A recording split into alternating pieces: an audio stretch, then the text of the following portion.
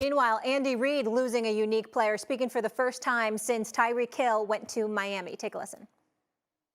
We came in aggressive, and then after we got to a point, we just said, listen, in this day and age, you have issues that you have to deal with the cap, and so we felt like it was better to allow him to go ahead and be traded. So I love Tyreek Hill. There was no rift between Tyreek Hill and myself. I thought he deserved an opportunity if that's where he wanted to go. It put him in a place where his home, where he has a home, and at the same time, it gave us great compensation. Andy's shirt really giving me vacay vibes. Nick and Dan back here with us. Nick, which AFC West quarterback's in the best situation right now? I think it's Justin Herbert right now. The additions that they made, like they have Bosa opposite Mack on defense, really impressive. They added J.C. Jackson at the cornerback spot, and they have Derwin James, who might be the best football player, just period, in all of football. When he's healthy, I'm not sure that there's anyone better at their position than Derwin James. Maybe next to Aaron Donald. He's that good a player. And that's not even until you get to the offensive side of the ball, where they revamped their offensive line. They got all-pro level tackle and Slater, who's still in his second year on a rookie deal. They have both of those receivers back, and they got Austin Eckler in the backfield. I think the only spot where you could argue that he is not better set than the rest of the quarterbacks in the division is the coaching spot. And I think Brandon Staley's a smart coach, and he's going to get better as he goes along. But I think other than that, everyone else in that division has some deficiencies, and I'm not sure that this roster has too many deficiencies on them compared to the rest of their division. Yeah, I disagree. I think it's Russell Wilson. Now, I agree with a lot of the things that you said in regards to the Chargers. Listen, this division is an absolute bloodbath. It's incredibly loaded. The reason I say the Broncos is this, and it's Russell Wilson. They can do schematically whatever is necessary to win and play well offensively in football games. The scheme that Nathaniel Hackett, their new head coach, is bringing over from Green Bay, it is from that Mike Shanahan, Kyle Shanahan, Gary Kubiak tree, which we know has the ability to have quarterbacks put up huge numbers, but also if teams aren't going to allow the quarterback to throw the ball a ton, it's got one of the most diverse run games in the NFL historically. This guy, Nathaniel Hackett's been an offensive coordinator in the NFL for the last 6 years, okay? For context for everybody at home, he's had a top 10 run game 4 out of those 6 years. One of those was in Jacksonville, okay? His quarterbacks on average, in ththose 6 years, 3 of them were with Blake Bortles, 3 of them were with Aaron Rodgers, over 30 touchdowns and 4,000 yards. So we're talking about schematically just placing a quarterback in. Sometimes they're great in Aaron, sometimes they're average to below average in Blake Bortles. They perform well.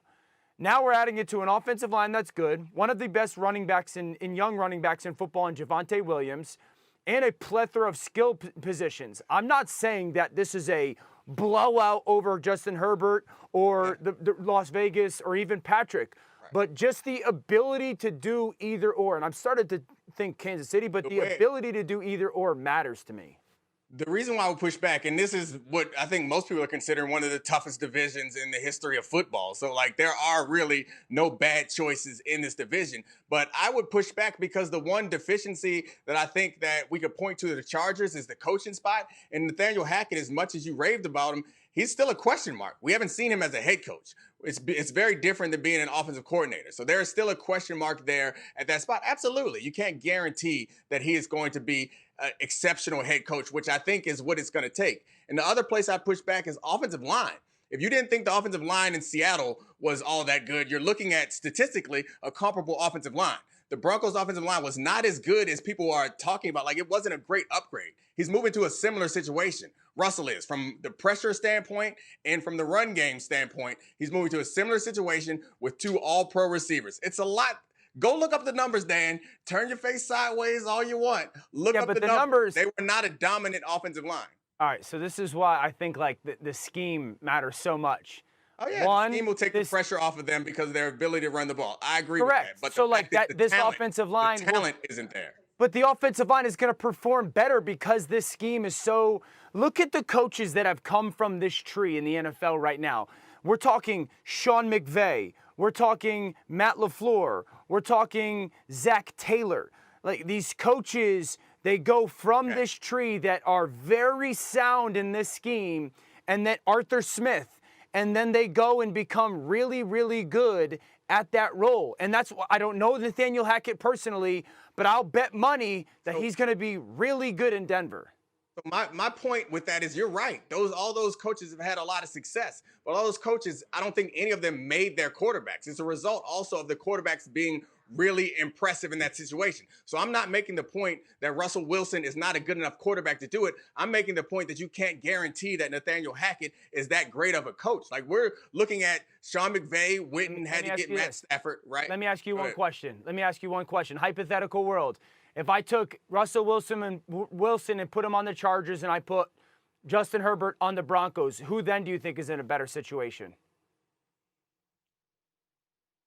I still think it's Russell Wilson. Like, I still think it's the Chargers. I like what the Chargers have, the flexibility they have going forward, because it also goes to the money that's going to be tied up in Russell Wilson when they extend him eventually, and the money that's already tied up in his contract now. That gives the roster less flexibility. Justin Herbert is still, they have him on a rookie deal. They have Slater on a rookie deal. Derwin James is coming to the end of his rookie deal. Like, that roster. But they got one more year with Herbert on the rookie deal, right? Like, realistically, Agreed. they got this one season. Well, they get one more year, and then they backload the contract and amortize the cap hit over all of that. I still think that, like we talked about Patrick Mahomes, the bill is just coming due for Patrick Mahomes, despite the fact that he already signed the contract. So that's my point, is there's more time. It's a better situation there. Your point about Nathaniel Hackett in that offense is a good one.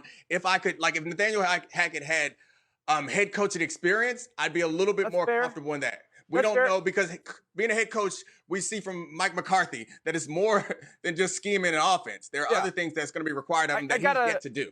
And I also have to see what happens at the end of April in the draft with Kansas City, Molly. Like that's my answer today. But if Kansas City goes out and gets a Jahan Dotson and then a Jeremy Ruckert from Ohio State and Penn State, they got 4 picks in the top 62. No, then that changes the way I look at the offenses in this division. Real quick, guys, before we go to break, I'm just curious. It felt like the NFC West was the best division in football. Do you feel like it's now the AFC West? Oh, God, yes. I don't. Yeah. I think Dom saying it's one of the best divisions ever is completely accurate. The worst quarterback in there is a top 15 guy, and that's rare. And there's a bunch of good defense. And he has the best receiver in football on his